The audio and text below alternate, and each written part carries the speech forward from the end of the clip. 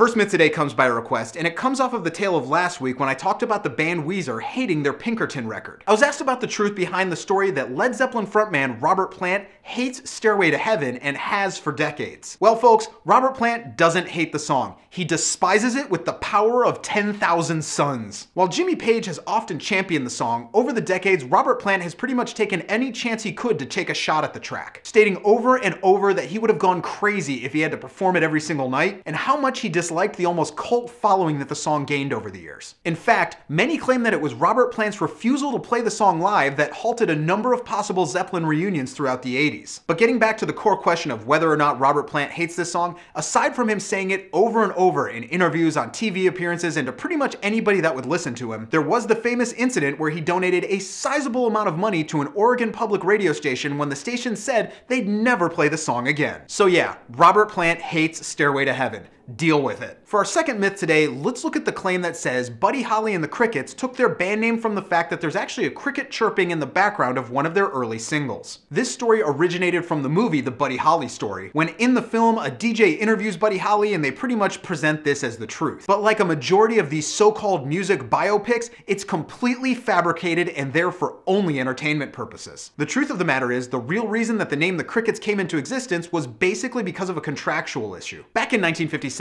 Buddy Holly was recording for Decca Records, but he wasn't really getting any traction. So he and his band eventually record the now iconic song That'll Be the Day, and then he briefly gets dropped from his record label. But when he was released, there was the caveat that he couldn't record any of his previous material for about 5 years. Most people around the song knew that That'll Be the Day was gonna be a hit, and Brunswick Records eventually agreed to release the song. But they had to take on the name The Crickets basically to hide Buddy Holly's involvement in the song. So it begs the question, why did they choose the name The Crickets? Well, to be completely honest, the band thought it was really funny that to create music, crickets can rub their legs together constantly. Yup, it's that simple. On a side note, you can hear a cricket chirping at the end of the group's song, I'm Gonna Love You Too, but that was recorded well after the group had already taken on the name of the Crickets. Don't believe everything you see in movies, folks, because in this case, the claim it puts forward is completely false. Our last myth today revolves around the claim that Michael Jackson's iconic song Billie Jean was almost never released. While many of you may think this is completely impossible, it's actually true and it remains one of the most well-documented stories in music history. This all actually began in the writing process because Michael Jackson really felt this song was going to be a hit, but the producer of Thriller, Quincy Jones, didn't think it had what it took to be on that album. Jones basically said he didn't feel the song had enough musical punch when compared to the other songs on the record, but he eventually caved in, insisting though that the musical arrangement be largely overhauled, as well as creating a number of vocal overdubs and bringing in some non-traditional instrumentation for the track. Amusingly enough though, getting Quincy Jones on board was not the biggest obstacle that Billie Jean faced for getting big exposure, and most are unaware of a very early, blatantly racist policy that MTV used to have. In those days, it was an unspoken truth that MTV simply refused to play videos from African-American artists who were trying to operate under the umbrella of rock music. Not only is that horribly racist, but when you really think about it, Billie Jean can be seen about as much disco as it is rock and roll. And MTV eventually agreed to air the video when Michael Jackson's label said if they didn't, they'd pull all of their artists from MTV's library. So while we all know what a massive hit Billie Jean eventually became, the fact of the matter is there were a number of obstacles it faced to get there. So those are the myths for this week. Be sure to check back here every Thursday as I delve into some of the coolest stories in music history, and be here every day for all the music news, reviews, and knowledge you'll ever need.